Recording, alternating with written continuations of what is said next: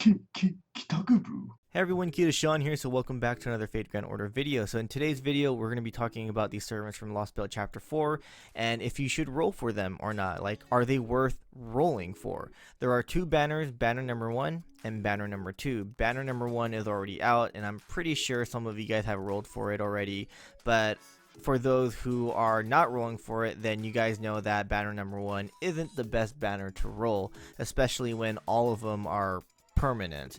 And banner number 2, let's be honest, a lot of you guys are waiting for that. You saved a lot of Saint Quartz just for that banner, and you're going to be rolling for it like crazy once it is up.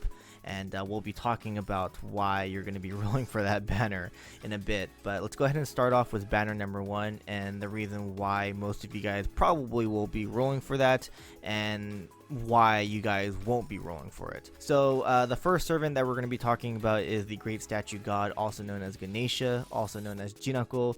Ganesha is an arts type servant that is a well-rounded support who is mainly used as a tank. She has skills that can help the party gain MP gauge, increase attack, and even grant stars. She can protect the party by drawing the enemy's attention to her and reduce the damage that she takes, and she can even cast invincibility to herself to, not take any damage.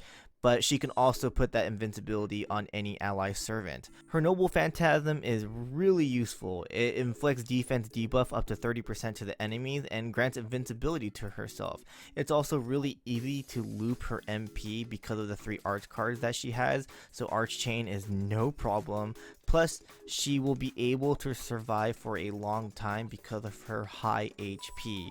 Like, I'm sure many want to roll for her because they love the character Jinako, but some might want to roll for her because of her being a tank, or you might want to roll for her because she is a class that is rare to get, Moon Cancer. She is the first non-limited Moon Cancer that will always be in the gacha pool. I understand the urge to roll for her, but I think it might be best to save because there are so many limited servants within the next couple a month. Like, again, I understand that she is a great character and everything, and I mean, she's really fun to use. Like, I use her every now and then as well, but I mean, she is permanent, and there's just so many limited servants that are really strong.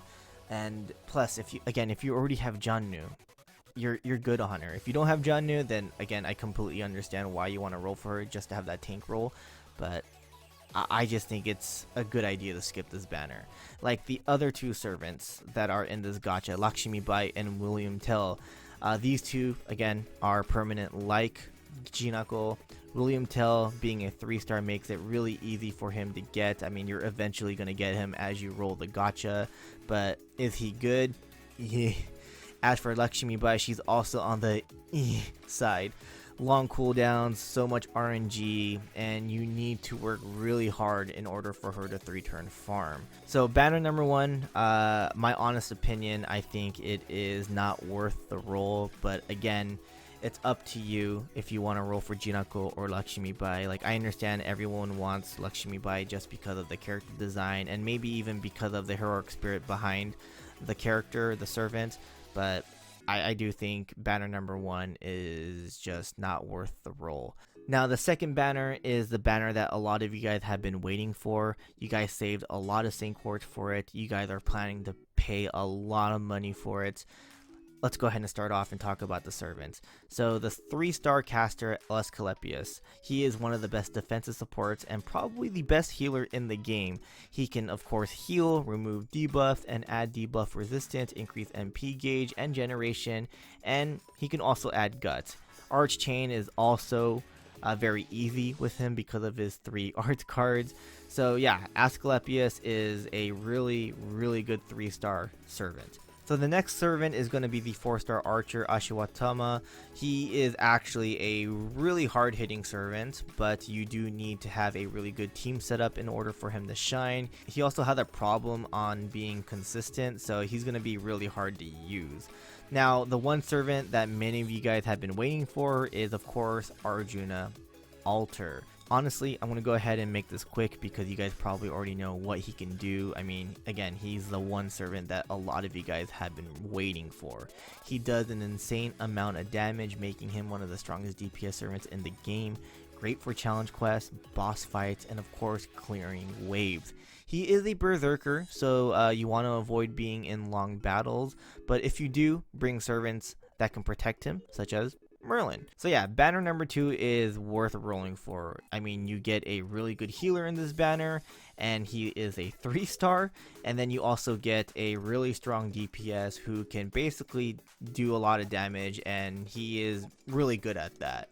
So yeah, number 2 is definitely a worth roll gotcha. Now if you have Riko, then I think it's okay to skip this banner, because I mean she basically is an AoE buster berserker like Arjuna Alter, and I mean she can clear waves but just, you know, does less damage kind of thing. But again, if you want more damage, then you go with Arjuna Alter. But I think having Riko is completely fine as well, because I mean there are a lot of other servants that are coming out later this year that you guys probably want. So skipping on Arjuna Alter, completely understand. But at the same time, I mean he's just so good, and again we still have yet to see a rate up for him in the JP version. So yeah, I would probably not miss this opportunity to roll for him. So that's basically about it. Again, I do think banner number 1 is not worth rolling, but I know that because the banner is already out, you guys have been rolling on it, and I completely understand. Jinako, a lot of you guys really like her. So yeah, again, I completely understand why you roll that gotcha, but banner number 2 is just so good not to roll. Again, you get a 3-star healer, and you get a berserker that can basically do Unga Boonga. So yeah, that's my thoughts on the Lostbelt Chapter 4 servants and the gotchas. So yeah, tell me in the comment section below if you guys rolled for banner number 1, and if you guys are planning to roll for banner number 2. I'll see you guys in the next one. Laters.